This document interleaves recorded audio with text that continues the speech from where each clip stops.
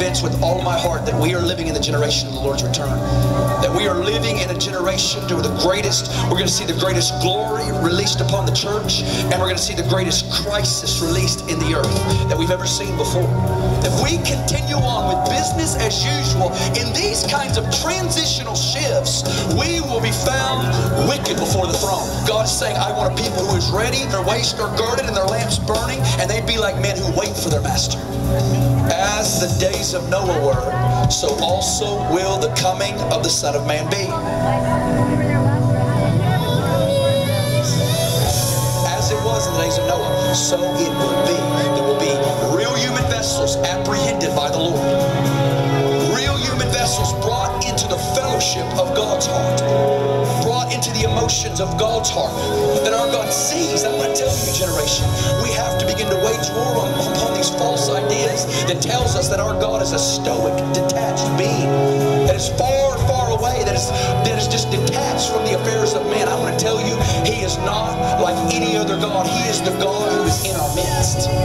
He's the God who sees. He's the God who hears. He's the God who feels. He's the God who acts swiftly for the sake of love.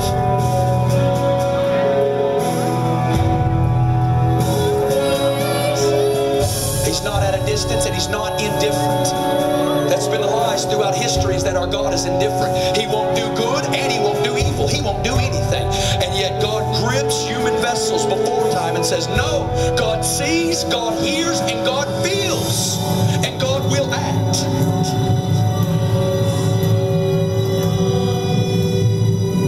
Now He looks down the walls of eternity to the second coming of Jesus, and He says, oh yes, they're going to be building an ark too. Watch therefore, for you don't know what hour your Lord is coming.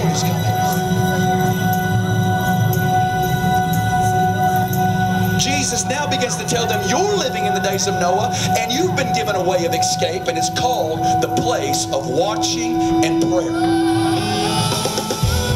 I give you one command, and this will give the one place of escape for you and your family.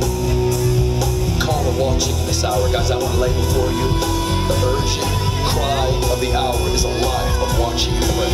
Our eyes are closed. It's that prayer of Psalm 13, enlighten my eyes lest I sleep the sleep of death. When He's talking about the issue of watching, He is talking about the place of revelation. He's talking about those gates being filled with light, those gates being filled with revelation, with illumination, with understanding, sons of Issachar, understanding the signs and the seasons, the times and the seasons. A people of understanding like Daniel talks about, a people of understanding that would instruct many. So we are going to have the greatest judgment come upon the earth, and I'm telling you, it will all be justified in that moment. The building of our ark, the building of our place of safety. Revelation 6, it talks about, it says the kings of the earth, the noblemen, the rich, the slave. It says they're going to run away and they're going to scream to the mountain saying, hide us from the face of Him who sits on the throne and from the wrath of the Lamb. For His great day of wrath has come. Who is able to stand? Who has the fortification? Who has the iron in their spirit? Who has the resources and the treasures of the knowledge of God? Who can stand and be a shade tree for many in that hour and bring many into safety in that hour? That is the great question. Do not sleep lest you enter into temptation. A people who have iron in their spirit that can bear and that can stand in the midst of these hours. And I believe right now the church in this nation, our greatest enemy is we are dealing with drunkenness in the church. We are in a delusion over reality. We're in a delusion over our true state, over what we truly possess. There's a delusion over reality.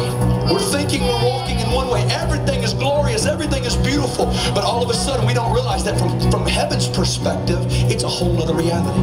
We need a wake-up call. We need to get sobriety in our spirit. And I'm telling you, we need God for real at the heart level. You know, wake-up call for the hour that you're living in. We have bought into the delusion of this age. We bought into the delusion of our anointing, even in the church. I'm telling you, we need true sobriety in our spirits. A true understanding. 1 Peter 4 says, the end of all things is at hand. Therefore be sober and watchful in your prayers.